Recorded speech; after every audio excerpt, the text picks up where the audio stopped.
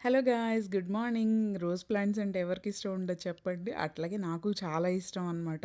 కనిపించిన కలర్స్ అన్నీ కొనుక్కొచ్చి పెట్టేశాను. Orange, pink, red, yellow, white అట్లాగా.